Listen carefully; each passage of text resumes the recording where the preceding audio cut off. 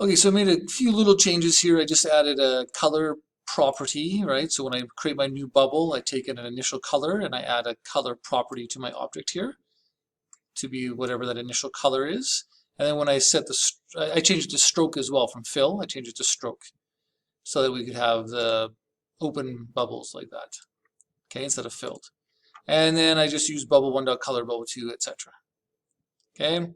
And in fact, even to clean this up a little bit more, I'm wondering if we could have a function called draw bubble, and it would take in a bubble object.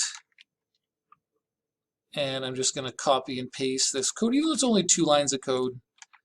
You know, maybe we add some other features later. I'm going to replace this bubble3, just hitting Control D to select all of them. I'm going to replace it with a bubble. Okay, and then you just click away to deselect all of them. So a bubble will be whatever's passed into this function, and then I access a bubble's color, X, Y, and R to draw it. And now in here, I can simply go draw bubble, and I'll pass in bubble 1. And then we'll pass in bubble 2 and bubble 3. So this is just, we've learned about functions, that functions can help us organize our code, make it more efficient. Same thing here, still works, okay? But just cleans up this draw function, and we're reusing this draw bubble code to do this. Okay, and also pretty cool that this idea of this object, we have one parameter, but that parameter is storing a color property, an X color property, a Y property, an R property. That's pretty cool. You can pass all that information in with just one variable, right? Bubble 1 stores all that stuff. So that's pretty cool.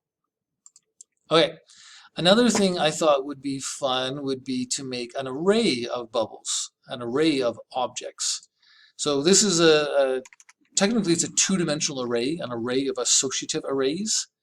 And the idea is we could have bubbles, and it's an array, and inside of this we would have an object, X, 200, Y, 300, R, 20, comma, and then another X colon 400, comma, Y. Now you can see already that this is going to be a little tedious here. So what's kind of cool is that I already have this new bubble function. So that could clean this up a lot, right? Like instead of doing this, I could do new bubble, or even easier, I could just say bubbles is an empty array, and I could go bubbles.push new bubble and pass in the values that I want. Right? And then just copy and paste that, push in a couple bubbles. And actually, you know what? I'm going to make them all, no, let's just change colors. They're all going to start in the same position. Orange, purple, something like that. Okay, and we should get these bubbles moving. Okay, so I'm going to delete these for a second. I'm going to create another function, move bubble, and it also will take in a bubble object. And I just want a bubble dot x plus equals, and I want to change it by a random amount. And I'm wondering, this might be a good time for my random library. So let's go back to here. I'm sure I've got it somewhere. I hope I saved that. Oh, I got stuff open there too. Okay, random library right here. That looks good. And you know what? I think I'm just gonna copy and paste the code. I prefer working on like files instead of Code Sandbox so that I can easily transfer files from one to the other, copy and paste and stuff. But we're just gonna copy this, and I'll go back to my other project. Do I have it open here? Nope, we'll find it. Bubbles right there. I'm gonna go to my JS folder and make a new file called random library.js and paste that code into it. Because now I can do this random defs with low and high. And what I can do nicely here is a bubble.x plus equals random defs -5 to +6. Right, so it'll be -5 to 5. Actually, that's way too fast. Let's go -2 to 3. And remember, the last number is exclusive, so this will actually be -2 up to 3. And maybe I should do integers here. Yeah, let's do integers. Random int. So it'll be either -1 or -2 or 0. What am I saying? It'll be -2, -1, 0, 1, or +2. That sounds good. And I'll copy and paste that and also change the y value. Okay, so now we've got a draw bubble function and a move bubble function. And here's the cool stuff is now that I have an array, I can just loop through that array for let I be 0, I is less than bubbles.length, this loop that we're so used to doing. Right, I'm going to start at position 0 and then 1, 2, 3, 4 all the way to the end. And I can just go bubbles at position I, which will be an object, right? It'll be an object with X, Y, R and color properties. And I can actually go move bubble, and I'll pass bubbles I into that function, and then draw bubble, and again pass in bubbles at position I. So for every bubble in the array, it'll move and then draw them. I really hope this works. Okay, we got to save this, and I always forget this. We need to load it. Random library, beautiful. Save that, and we should have a bunch of red ones that start. Oh dear. Oh no, I did do different colors. That's actually pretty cool. I forgot I'm not redrawing the background. So you can see all the different bubbles we've got there, and they're all moving around. Let's add a quick, inside of the draw here, we should add some comments here. Move and draw all bubbles. And here I'll just clear canvas, context.clear rect, 0, 0, canvas.width, canvas.height. And that should give us something like this. Cool.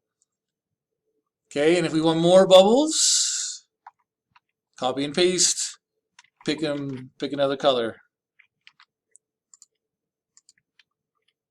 Cool, now there's a cyan one.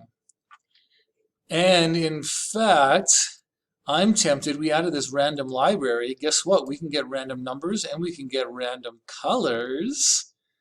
Okay, we're gonna do this. I was thinking about doing a new video, but let's just do it now. This new bubble, I'm tempted to do another function called new random bubble, which isn't going to have any arguments, any parameters. It's just going to, let's copy this. It's going to return, but it's going to have all random values. So we'll go random int between 0 and canvas.width. Same thing here, except the height, 0 to canvas.height. The radius, let's go random int between 5 and 25, 35, whatever you want. And then the color will be a random RGB. No semicolon needed. And it's giving me the red underline here just because for some reason, I wonder if I can change those settings. When I import a different file, it doesn't recognize these functions. Okay, so random int, random RGB, random RGB. Okay, hopefully that works. And now what I can do is use a loop.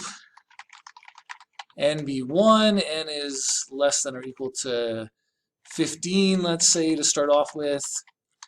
Bubbles.push, new random bubble. And remember to invoke the function, right? New random bubble, I invoke it.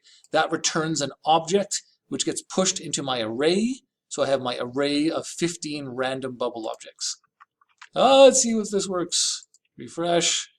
And there's my 15 random bubble objects. Awesome. Okay, super cool. This would look better with a black background, I think. Anyway, does that matter? Here, let's do this. Actually, don't I have a rect function? And then I can just go fill. Oh, that crazy file list all the time. Fill. Let's go gray. Maybe not black, we'll try gray. That did not work. Okay, what's in my, oh dear, graphics library. Oh yeah, I need a mode.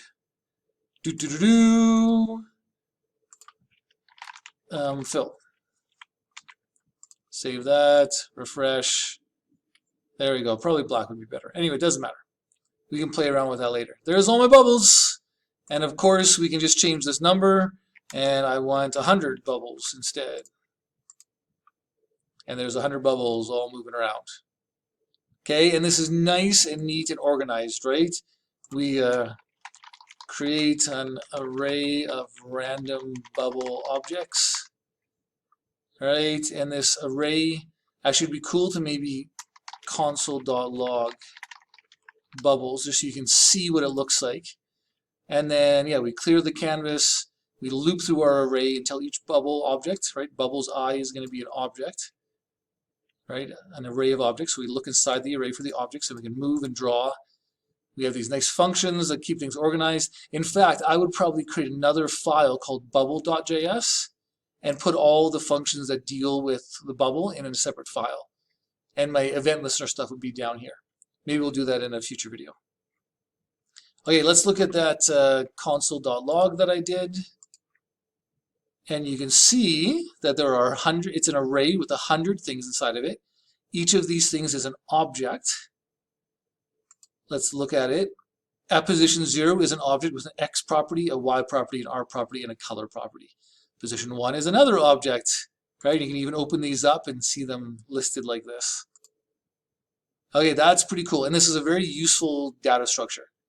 An array of objects. Okay, you could have an array of users with name, email, phone number, etc. Right? So really useful data structure. Okay, hope that made sense. Take care, and we'll see you in the next video.